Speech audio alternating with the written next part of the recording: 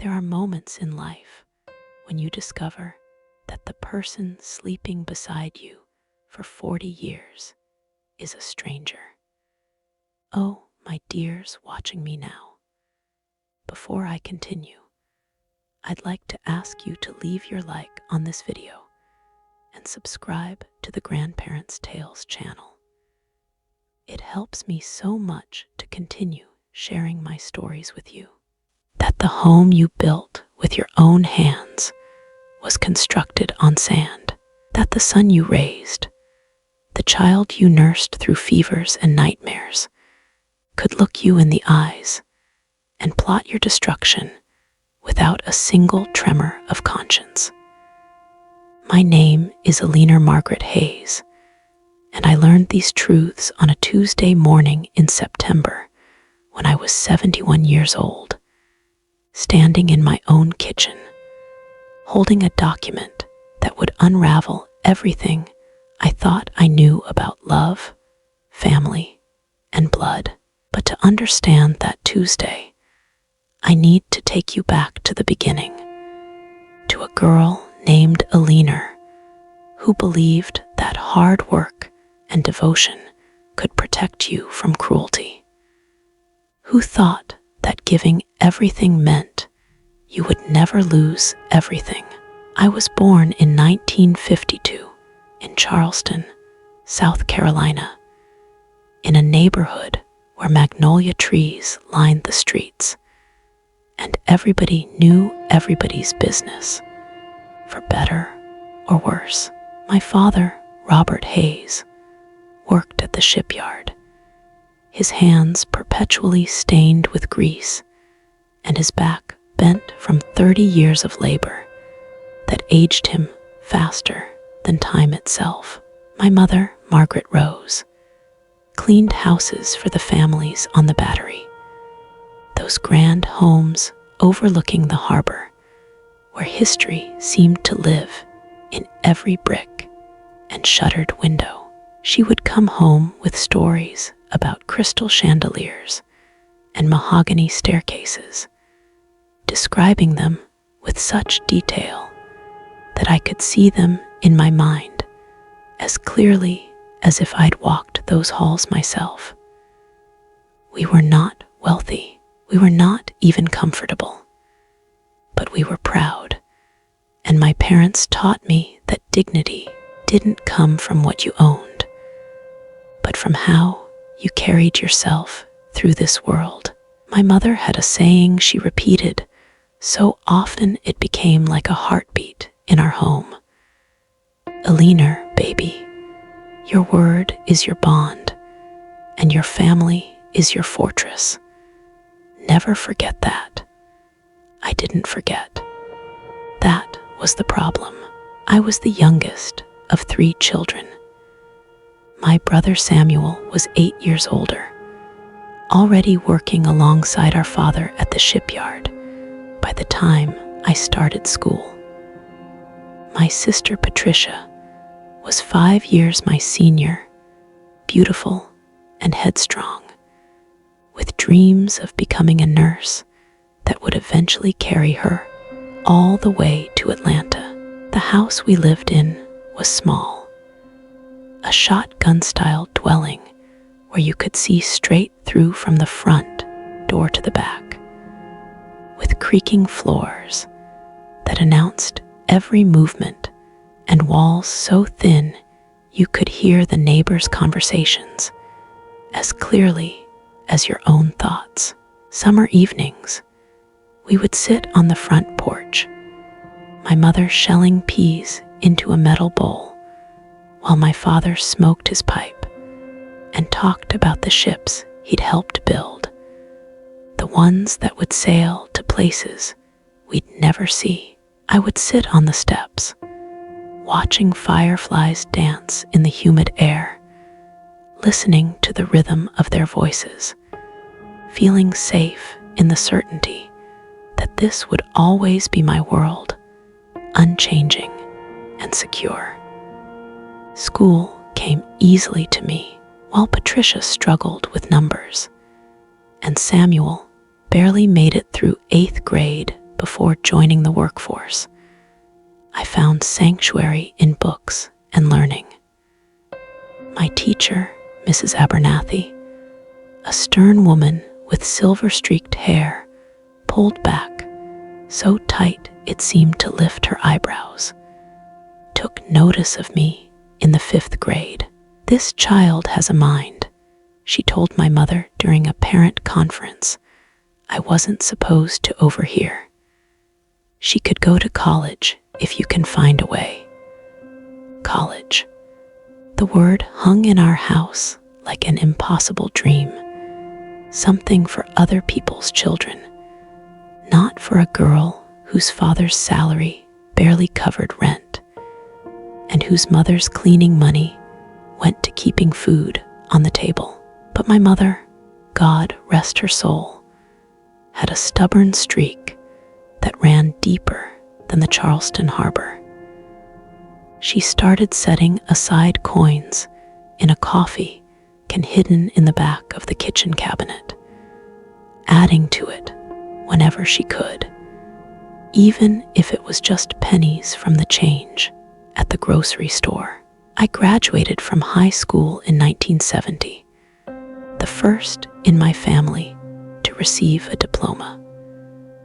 The ceremony was held in the school gymnasium on a sweltering June afternoon, and I can still remember the weight of that rolled paper in my hands, the way my mother cried without shame, and how my father's calloused hand squeezed my shoulder with a pride that needed no words. Samuel gave me a fountain pen engraved with my initials that he'd saved 3 months to buy. Patricia sent a card from Atlanta with $20 inside and a note that said, "Make us proud, baby sister." That fall, I enrolled at a small business college in Charleston, paying for classes with the money from my mother's coffee can, supplemented by a job cleaning offices at night. I studied secretarial skills, bookkeeping, typing. Not glamorous work, but practical, the kind of skills that could support a family. Because even then, even while I was pursuing an education, I knew that my ultimate goal was the same as most young women of my generation. I wanted a husband, a home, children who would have better opportunities than I'd had.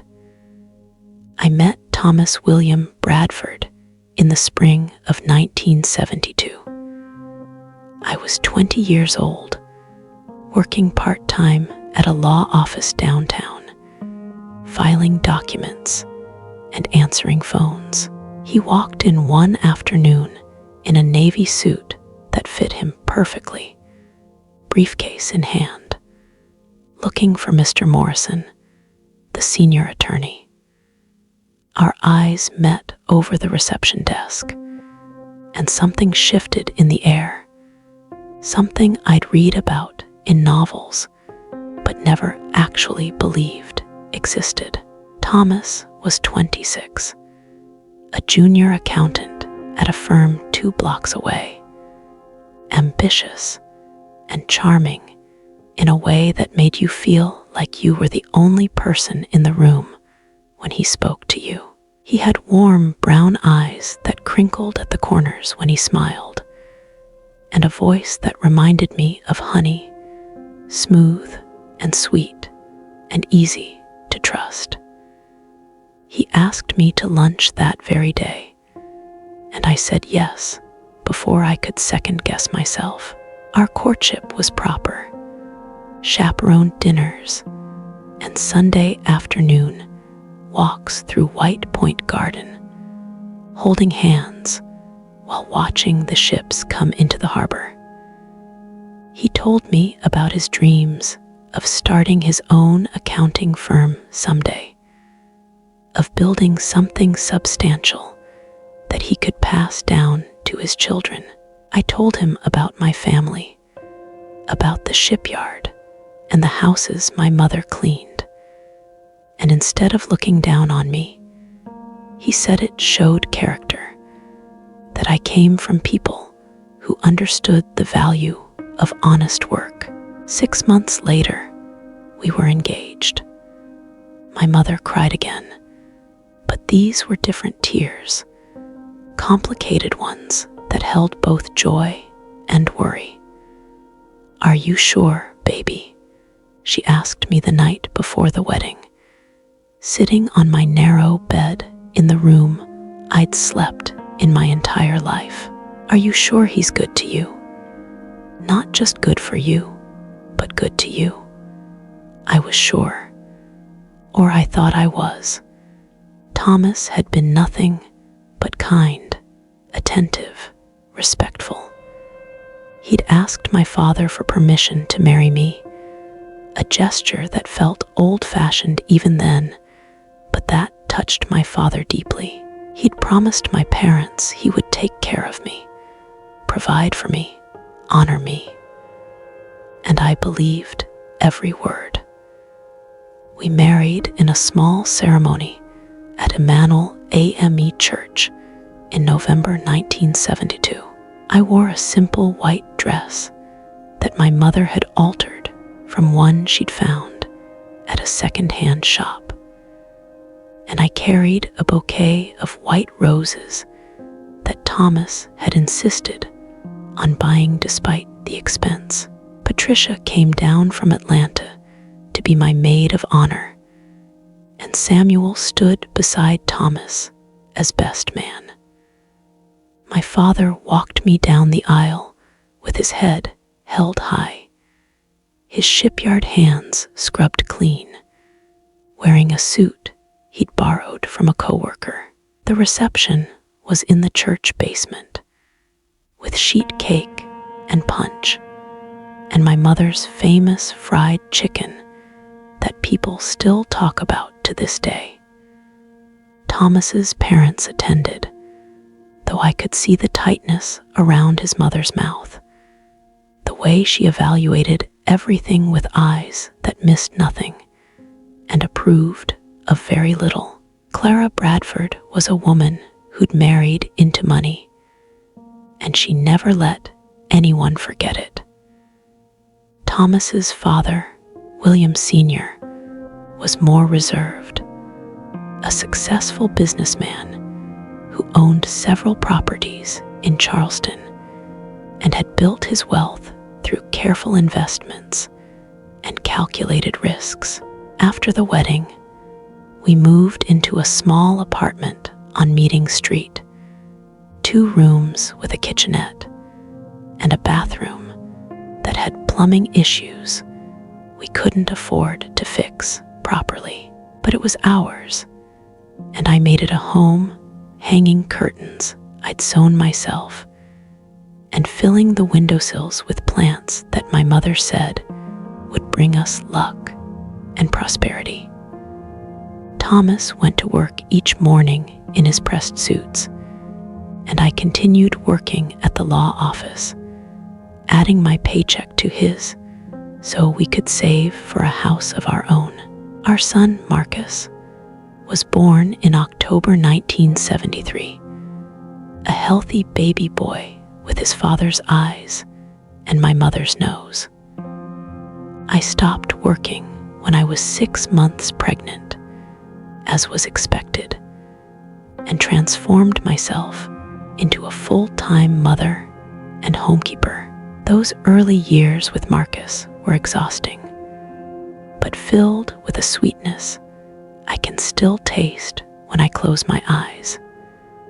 The weight of him in my arms, the soft sounds he made while sleeping, the way his whole face would light up when Thomas came home each evening.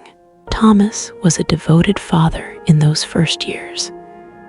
He would rush home from work to hold Marcus, to help with baths and bedtime stories. On weekends, we would walk through the city as a family, Thomas pushing the stroller while I held his. Tell me in the comments what little town you're watching from, and what time of day this video found you. Was it early morning with coffee, after lunch while resting, or in the evening before bed? I read every comment, and they truly mean more to me than you know.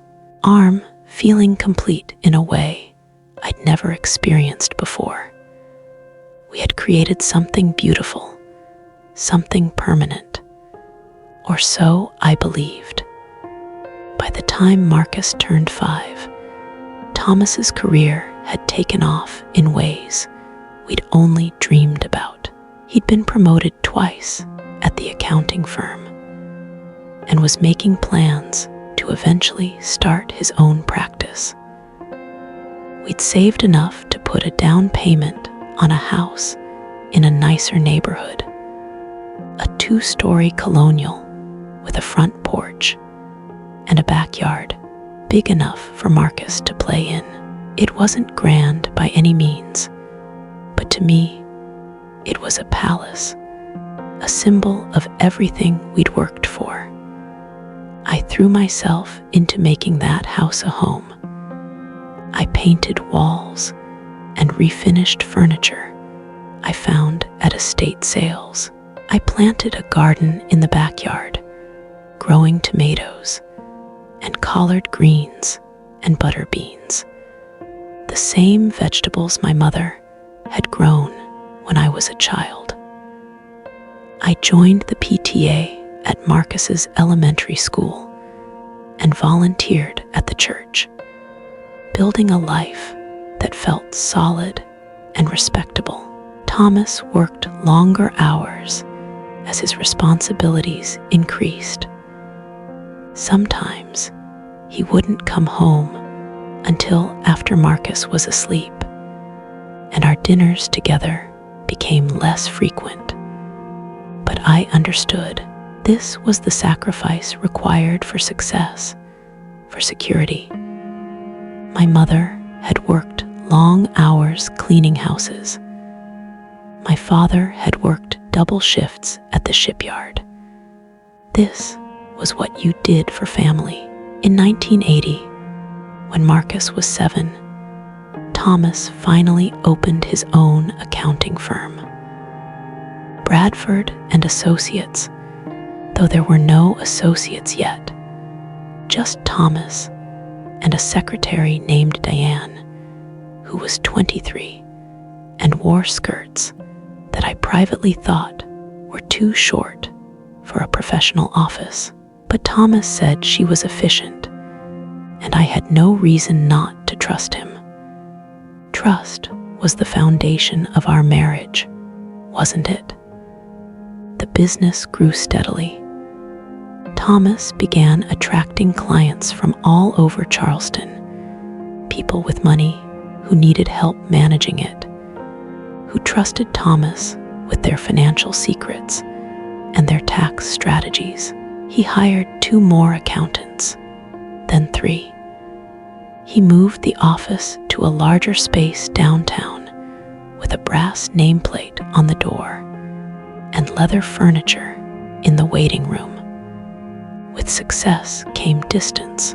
Thomas was consumed by the business, traveling to conferences, attending networking dinners that I was sometimes invited to, but often wasn't.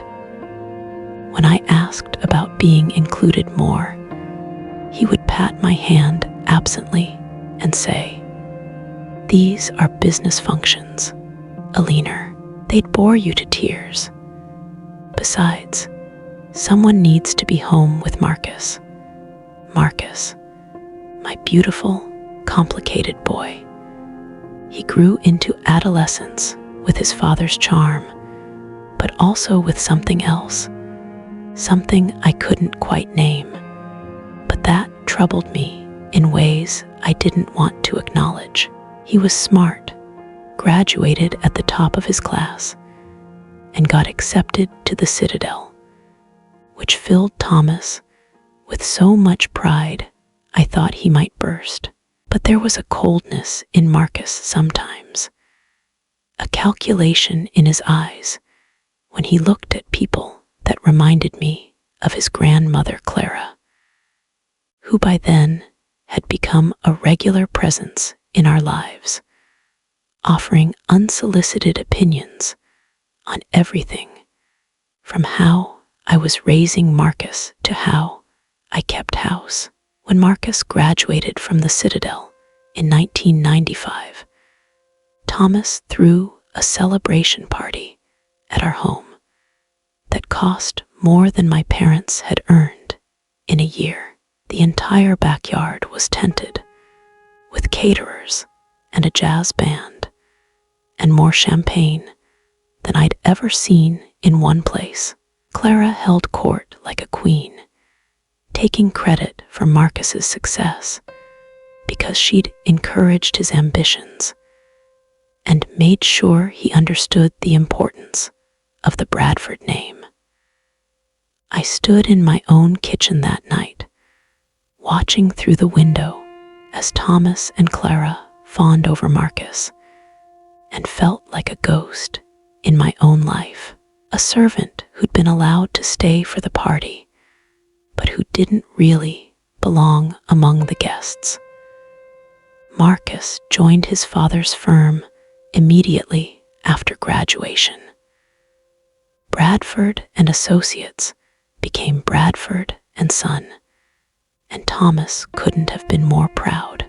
They worked side by side, building the business into one of the most respected accounting firms in Charleston.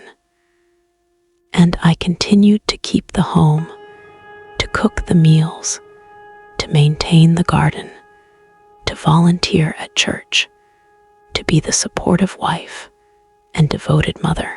My mother died in 1998.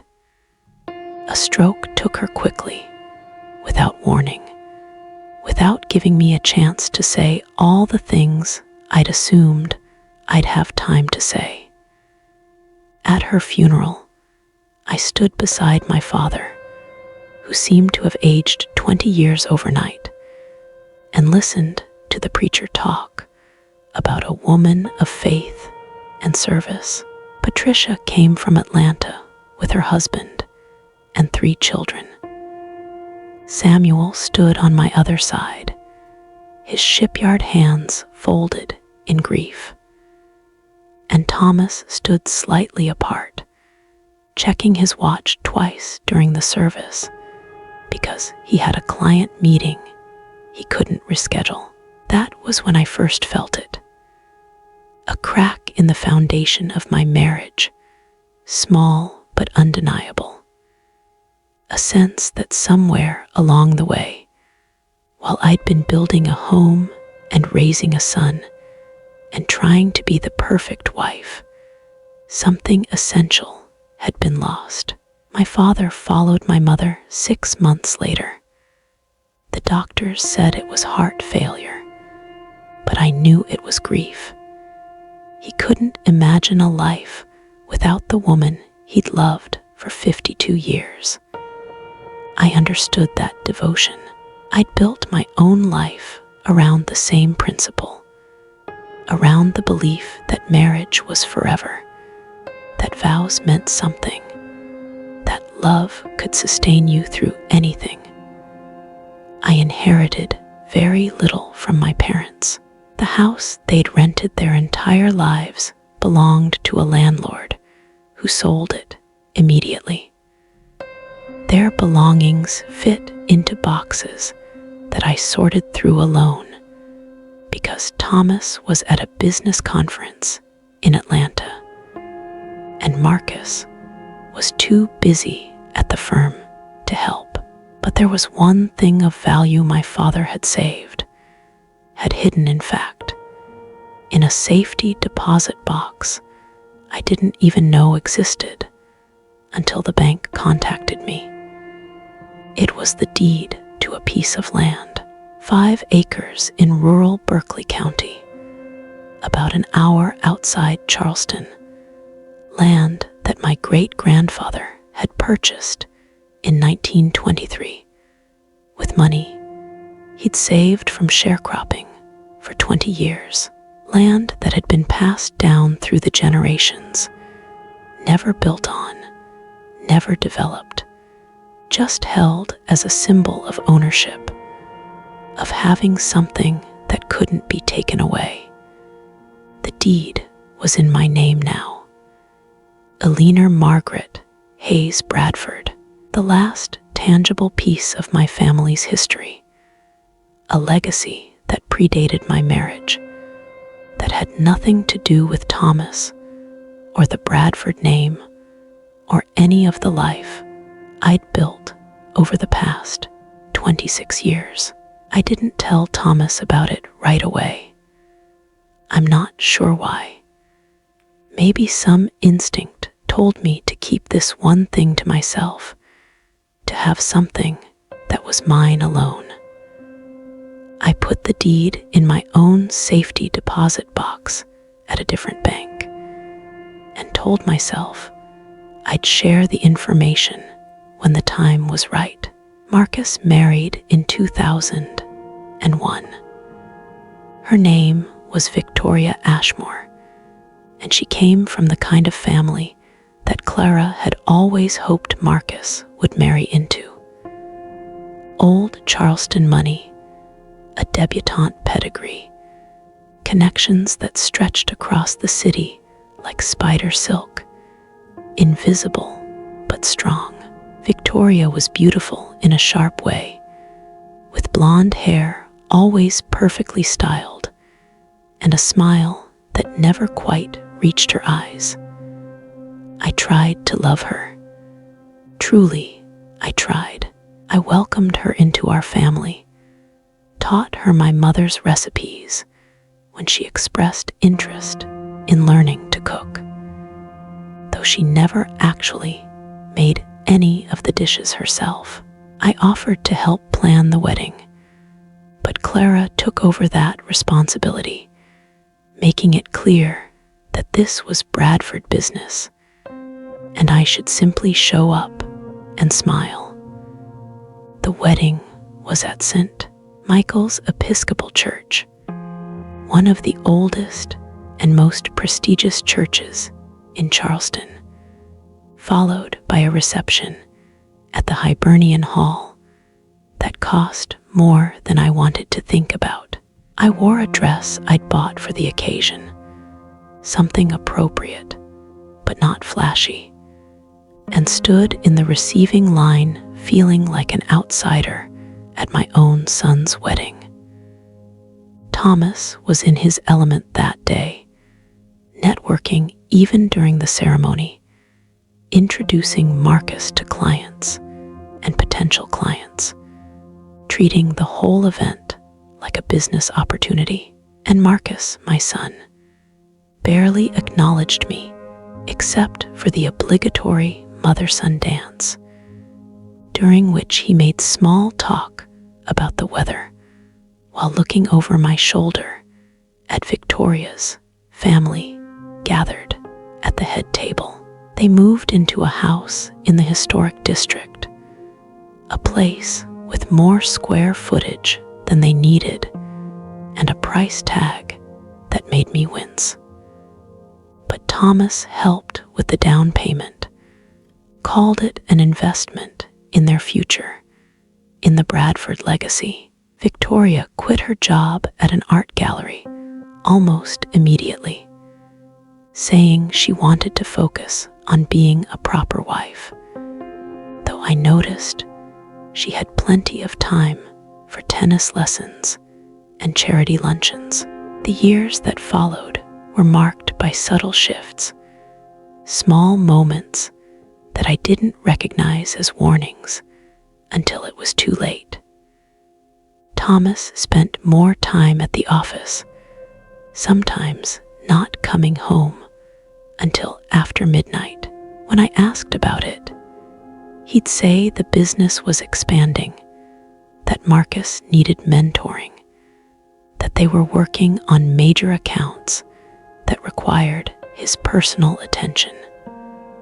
Victoria started coming to our house more frequently, always when Thomas was home, always with questions about the business or the Bradford family history.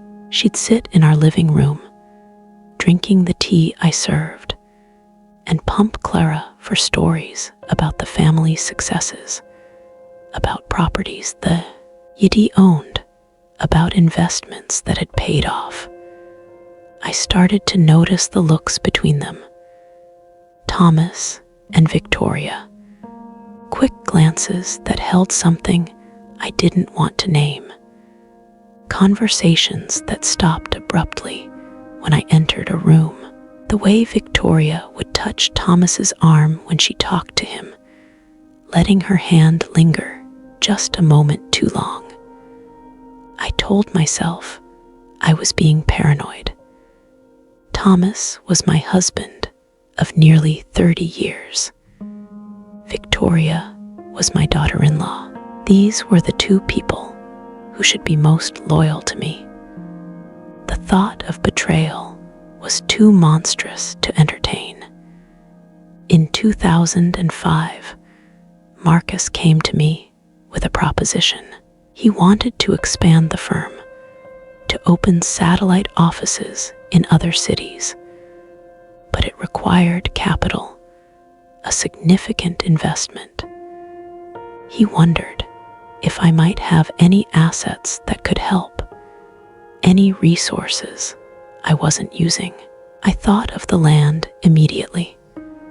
5 acres that had sat undeveloped for generations, land that had recently been appraised at a value that shocked me. The area around it had grown, developed. What had once been remote countryside was now on the edge of suburban expansion. The land was worth over $500,000.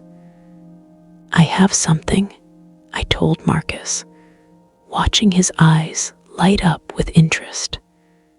Land that my father left me, but it's not for the business, sweetheart.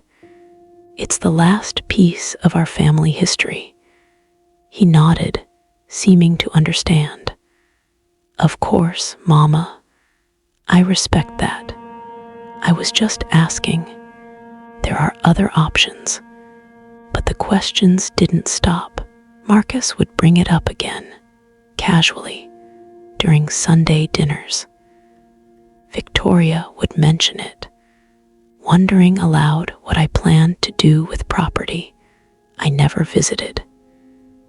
Even Thomas started suggesting that holding onto land for sentimental reasons wasn't practical, that money sitting idle in real estate was money that couldn't work for us. Work for us, he'd say. But I noticed he never said work for you.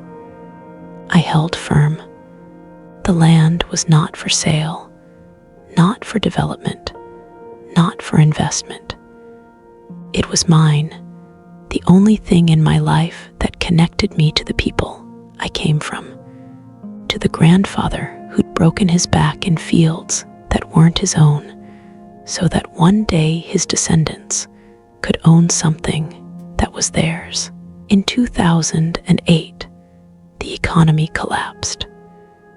Thomas's accounting firm took a hit as clients tightened their belts, and some went out of business entirely. For the first time in years, money became a concern in our household. Not poverty, not by any means, but a tightness that hadn't existed before. Thomas started talking about cutting back, about being more careful with expenses. Yet, I noticed that Victoria still got her tennis lessons. Marcus still drove his luxury car. The firm's holiday party was still held at an expensive venue. The only cuts seemed to affect me: the household budget, the money I used for groceries and church donations, and the small pleasures I'd allowed myself. I started to feel the isolation more acutely then. My father was gone. my mother was gone.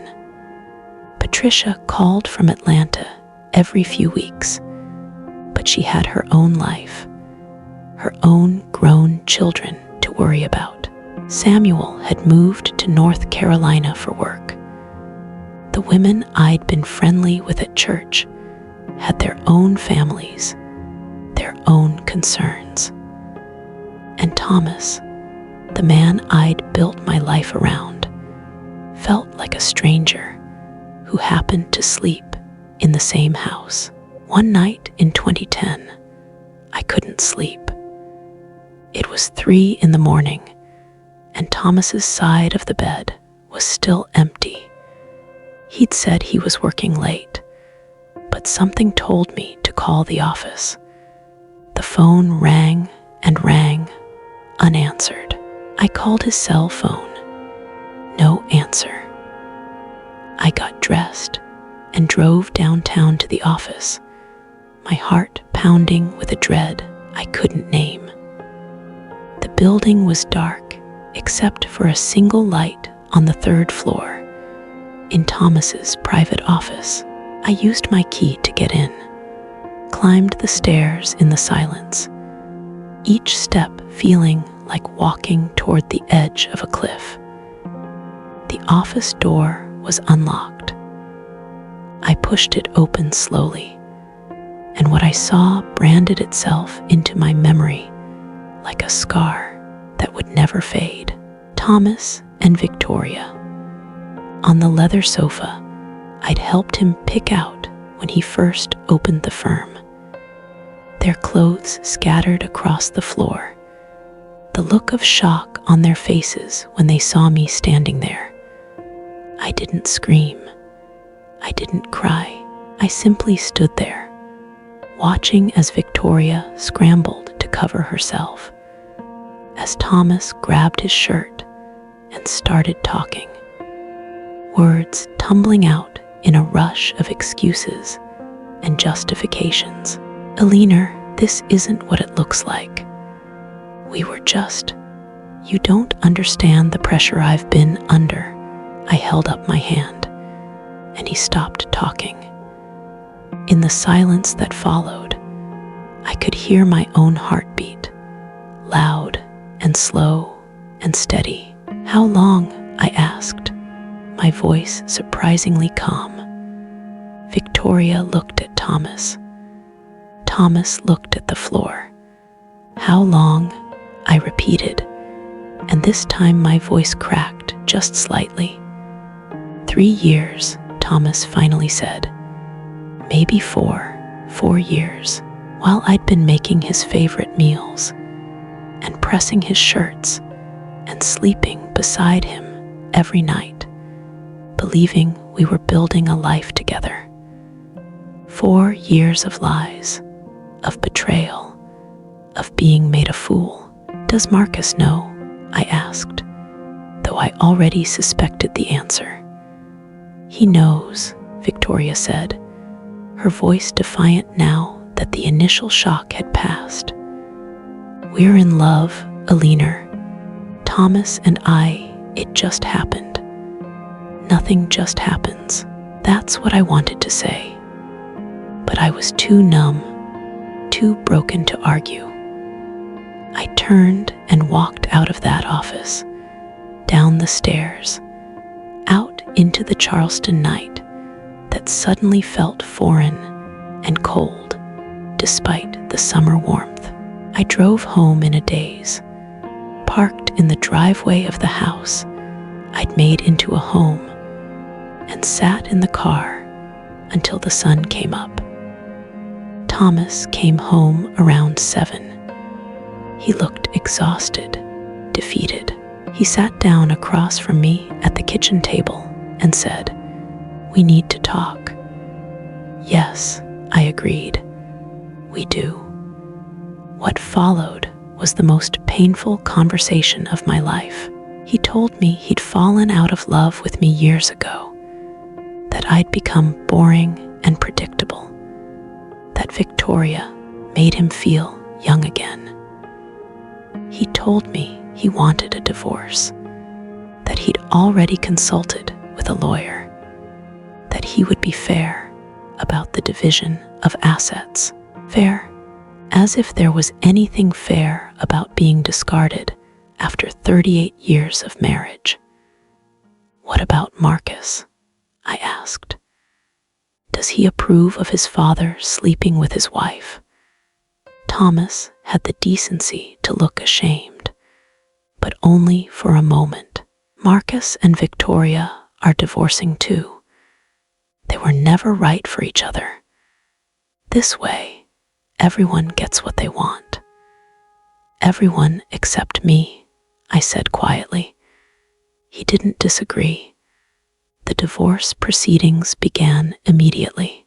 Thomas's lawyer was ruthless, going after every asset, every savings account, every investment. The house would be sold, he declared, and the proceeds divided. Thomas's pension from the firm would be split according to state law. Everything we'd built together would be carved up and distributed like we were dismantling a business, not a marriage. And then they brought up the land. Your wife has property in Berkeley County, Thomas's lawyer said during one of the mediation sessions. 5 acres valued at approximately $600,000. That needs to be included in the marital assets. No, I said firmly. That land was my inheritance. It has nothing to do with this marriage. It was acquired during the marriage, the lawyer countered. Therefore, it's subject to division. I inherited it from my father, who inherited it from his father. It predates my marriage by generations.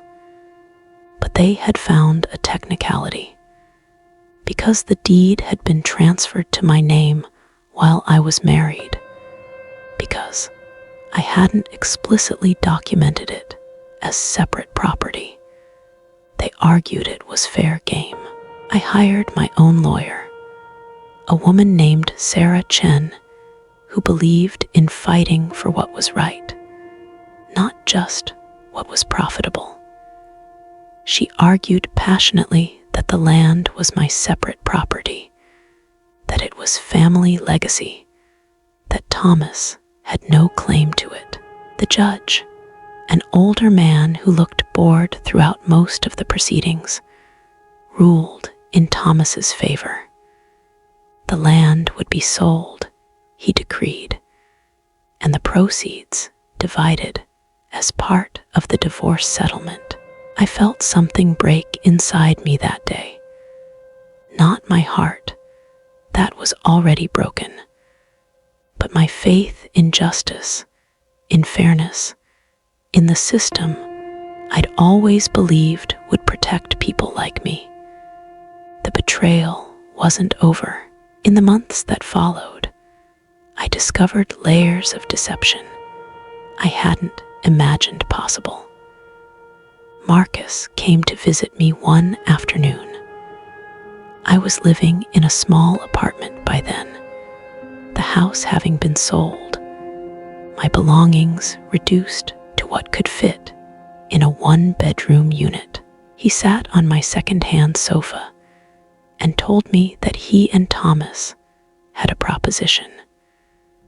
We know the land sale is difficult for you, Mama, he said, his voice smooth and practiced.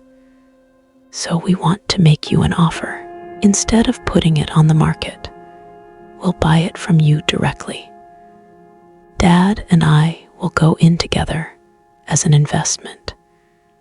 You'll get your half of the appraised value, and you won't have to deal with realtors and strangers trampling over Grandpa's property. It sounded reasonable, almost kind. But something in Marcus's eyes, that cold calculation I'd seen since he was a teenager, made me pause. I'll think about it, I told him. Don't think too long, he said, standing to leave. "There are developers interested in that area. If we don't move quickly, you might lose any say in what happens to the land." After he left, I called Sarah Chen and told her about the conversation. She made some calls, did some research, and called me back the next day with news that made my blood run cold. "Eleanor, that land is worth significantly more than the appraised value you were given.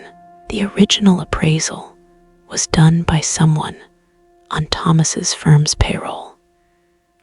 An independent appraisal puts the value at closer to $1.2 million. There are development plans for the entire area, commercial zoning changes in the works.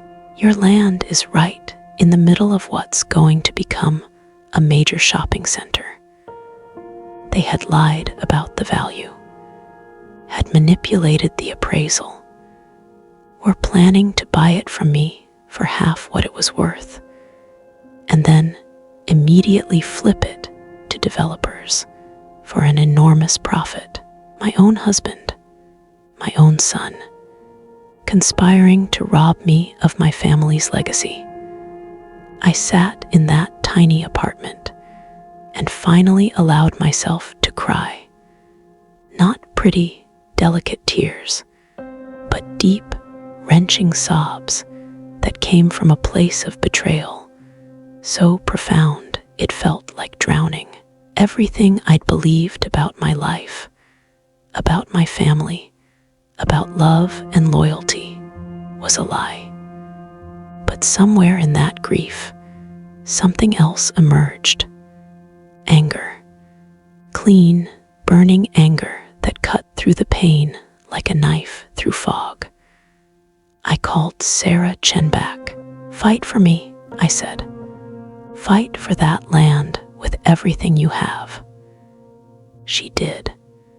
She filed motions to overturn the property division, submitted the independent appraisal, demanded an investigation into the original appraiser's relationship with Thomas's firm. She was brilliant and relentless, and slowly, painstakingly, we began to win. The judge, who'd seemed so bored before, suddenly became very interested when evidence of fraud emerged.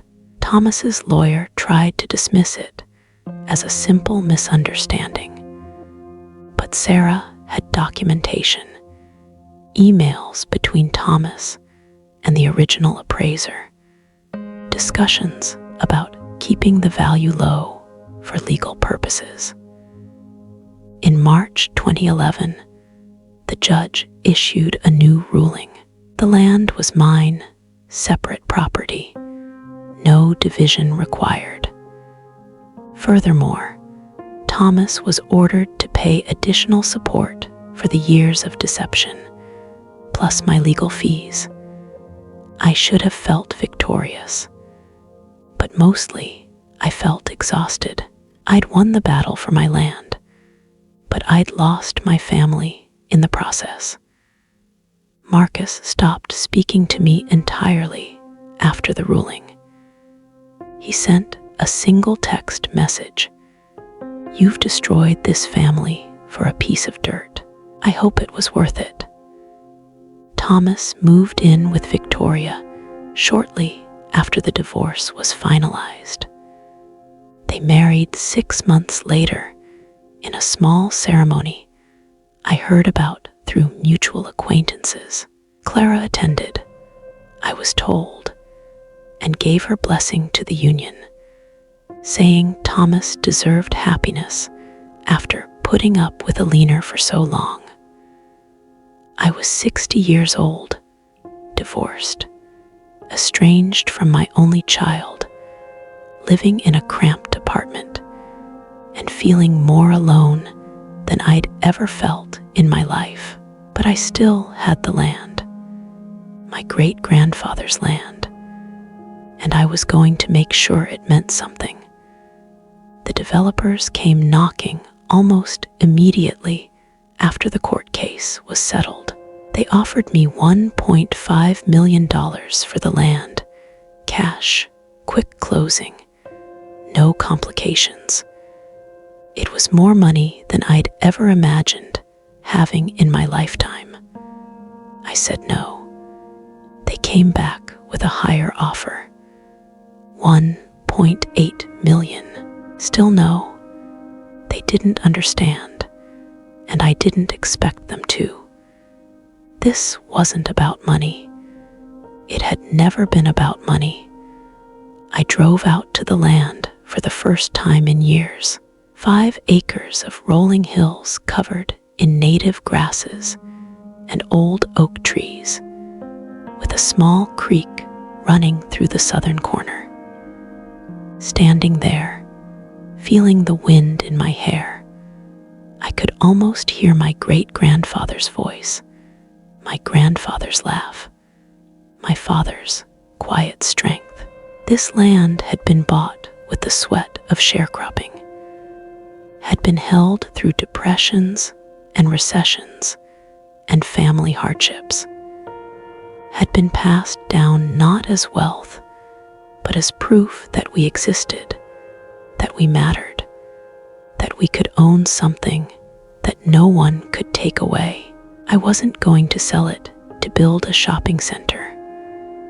I went to the county planning office and started asking questions about zoning, about land use, about what was possible. I met with architects and contractors. I emptied my savings account and took out a small loan, using the land as collateral. And I built something my parents would have been proud of. The Hayes Community Center opened in June 2013, a simple building on 2 acres of the land, with the remaining 3 acres preserved as a community park. The center offered after-school programs for kids, job training for adults, meeting spaces for community organizations. Everything was free or low cost, funded by grants I applied for, and donations I solicited from everyone I knew. I threw myself into running the center with an energy I didn't know I still possessed. Every morning, I'd unlock the doors and watch people come in. People who needed help, who needed hope, who needed a place that welcomed them without judgment. There was Tanisha, a single mother of 3 who used our computer lab to finish her GED and eventually her associate's degree. There was James, a veteran struggling with PTSD, who found community in our support groups.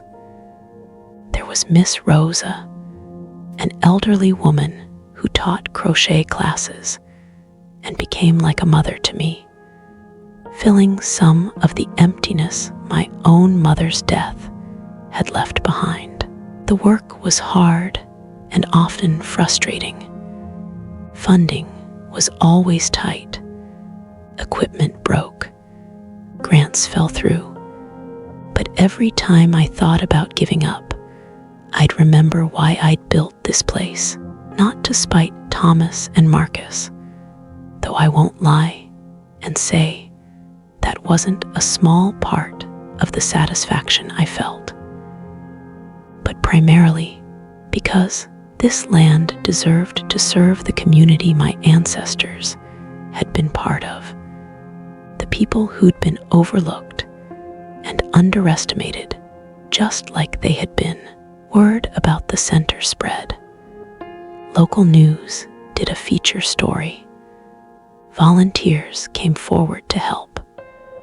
Donations started arriving from unexpected sources. We expanded our programs, adding a community garden, art classes, financial literacy workshops. And then, in 2015, something happened that I never anticipated. A young woman came to the center looking for the director. She was 23, mixed race, with nervous hands and uncertain eyes.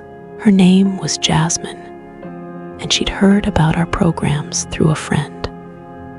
"I need help," she said simply. "I'm trying to leave an abusive relationship, and I don't have anywhere to go." We didn't have shelter services. That wasn't what the center was designed for. But I couldn't turn her away. I found her temporary housing with a church program, helped her apply for a protective order, connected her with counseling services. A month later, she came back to thank me. "You saved my life," she said, "and I want to do something like this for other women." That conversation planted a seed. Over the next year, working with Jasmine and several other community members, we added a women's support program to the center's offerings. Safe space meetings, legal aid clinics, job placement assistance, specifically for women escaping domestic violence. And that's when Marcus contacted me. It was a phone call out of the blue in October 2016. I hadn't heard from my son in over 5 years.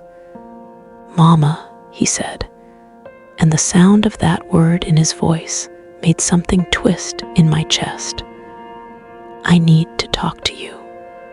Can we meet?"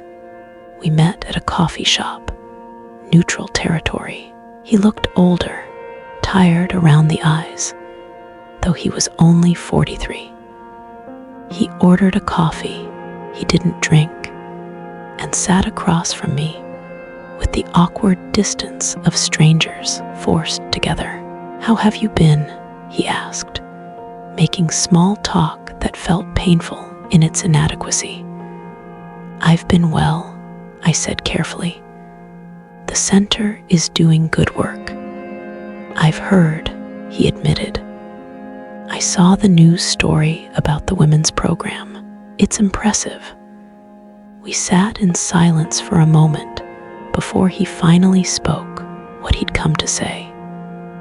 "Victoria and I divorced last year.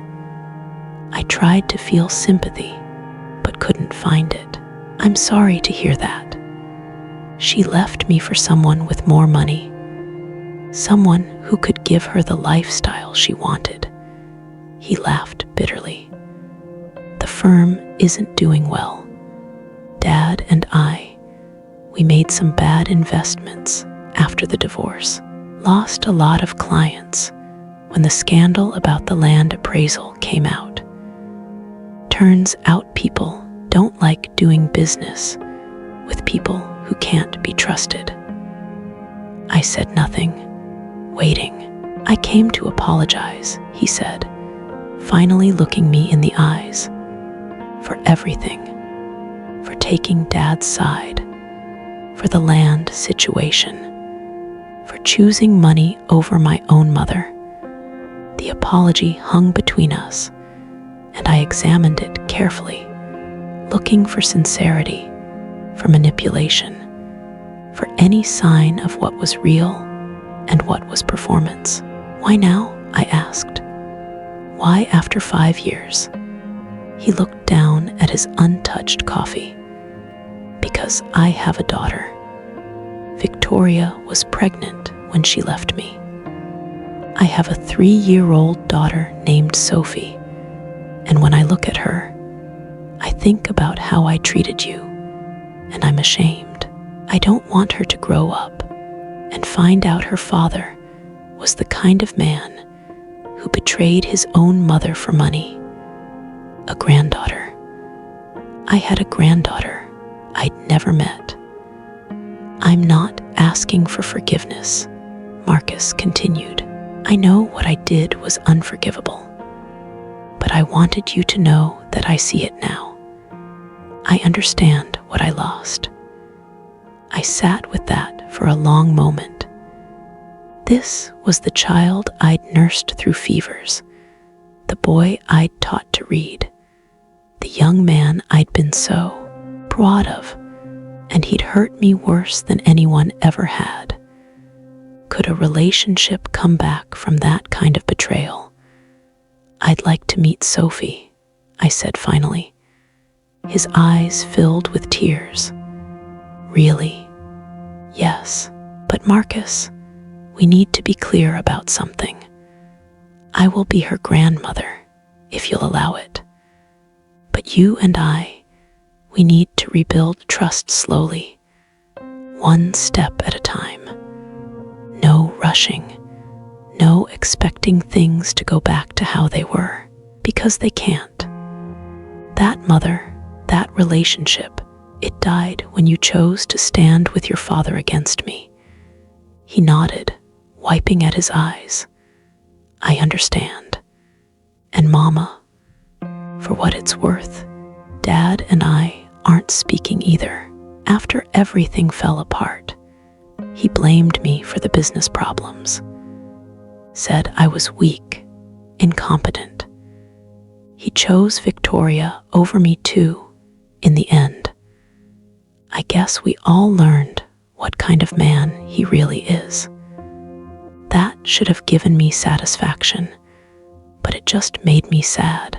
Sad for all of us, for the family we could have been, for the decades we'd wasted on ambition and betrayal instead of love. I met Sophie 3 weeks later. She was beautiful, with Marcus's eyes and a smile that reminded me of my mother. She was shy at first, hiding behind Marcus's leg, but I knelt down to her level and showed her a picture I'd brought, a photo of Marcus when he was her age. Do you know who this little boy is? I asked. She looked at the photo, then at Marcus, then back at the photo.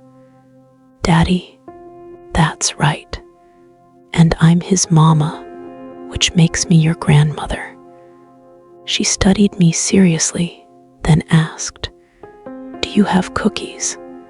I laughed for the first time in years, a real laugh that came from deep in my belly. I can make you cookies. Would you like that? From that day forward, Sophie became a regular presence in my life. Marcus would bring her to the community center on Saturdays, and she'd follow me around, helping with small tasks, charming everyone she met, watching her grow, teaching her the same things I'd taught Marcus, gave me a sense of purpose I hadn't known I was missing.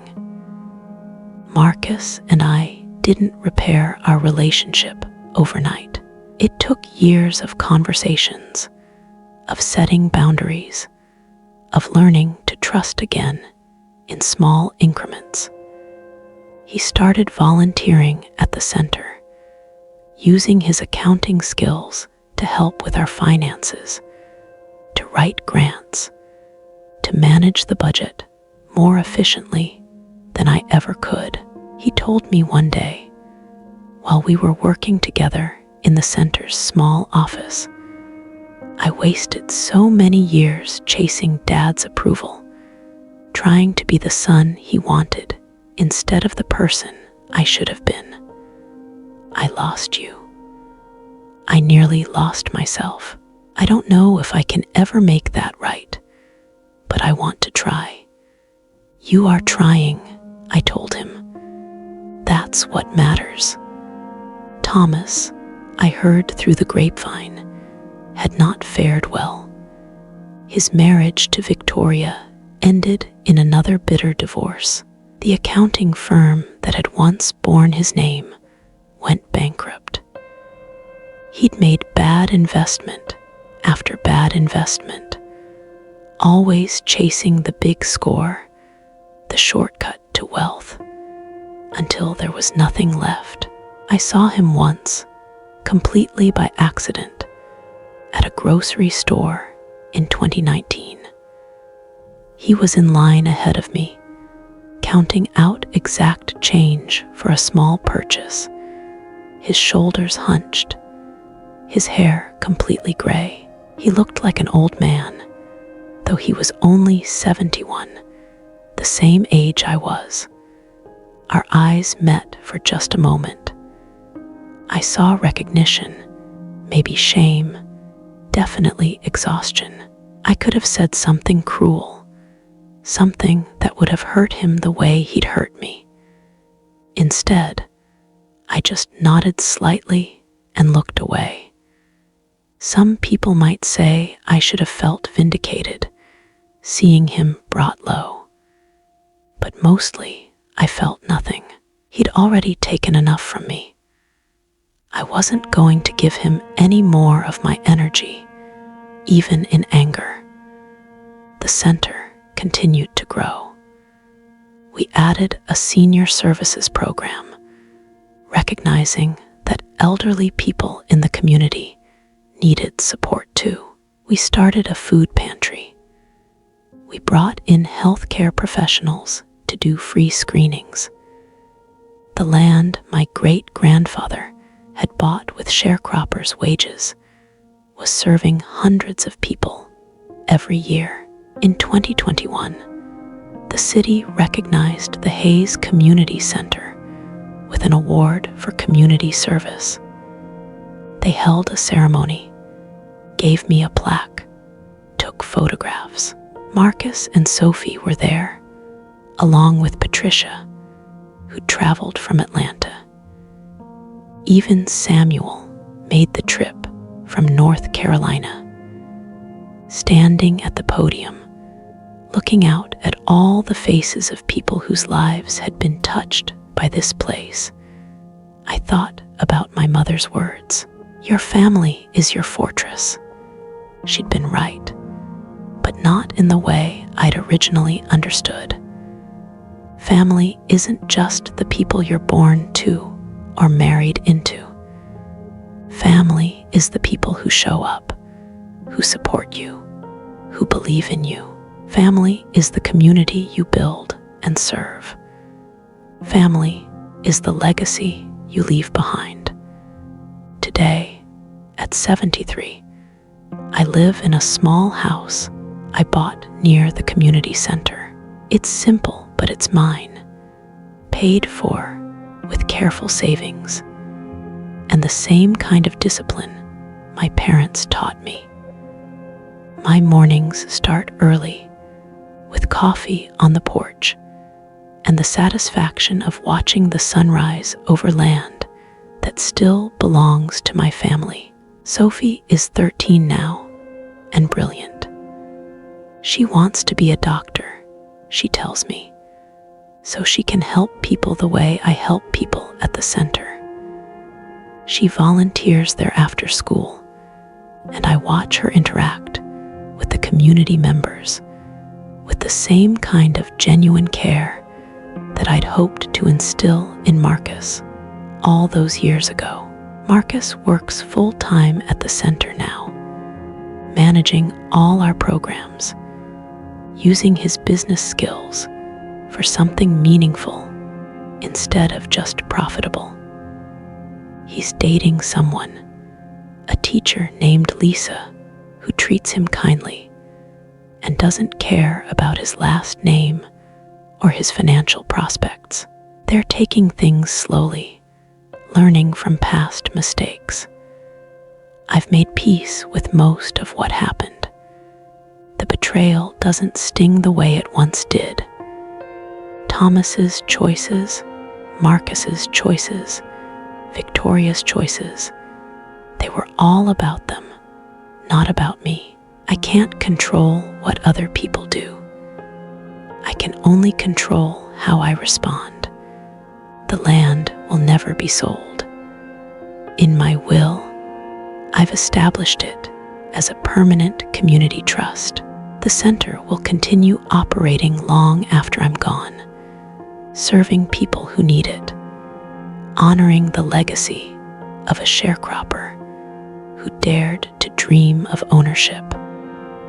Sometimes, late at night, I think about the young woman I was, marrying Thomas with such hope and certainty. I wish I could tell her that life was going to hurt her in ways she couldn't imagine. But I'd also tell her that she was stronger than she knew, that she'd survive, that she'd build something beautiful from the ashes of betrayal. People ask me sometimes if I regret my marriage, if I wish I'd never met Thomas. The truth is complicated. I regret the pain, the lies, the wasted years. But without that marriage, I wouldn't have had Marcus, even with all his flaws. And without Marcus, I wouldn't have Sophie. And Sophie, with her bright eyes and compassionate heart, represents everything I hope for in the future. I learned that you can't build a life on other people's opinions of you, not your husband's, not your in-laws, not even your sons. You have to know who you are. My dear ones, before I say goodbye, I want to make a special request. Please subscribe to the Grandparents' Tales channel and turn on the notification bell. Each new subscription is like a light against the silence that protects abusers. If this story touched you, please share it with someone who may need to hear it. And leave the word mother in the comments so I know you stayed with me until the very end. Your confirmation helps these stories reach the people who need them most. What you value, what you won't compromise on. The land taught me that. It was the one thing I refused to give up, even when everyone told me I was being foolish, stubborn, impractical. That stubbornness saved me. It gave me purpose when I'd lost everything else. It gave me a way to serve my community and honor my ancestors. It gave me back my dignity. My mother used to say, "Your word is your bond, and your family is your fortress." I'd add one more thing to that wisdom: your land, your legacy, your values. They can be your foundation when everything else crumbles. Hold on to them, fight for them. They're worth more than any amount of money or any person's approval. The sun is setting now, casting long shadows across my living room. In a few minutes, I'll start preparing dinner. Marcus and Sophie are coming over, along with Lisa. We'll eat together, share stories about our day, laugh over Sophie's tales from school. It's simple, this life I've built from the ruins of my marriage, but it's honest, and it's mine, and it's enough. More than enough, it's everything.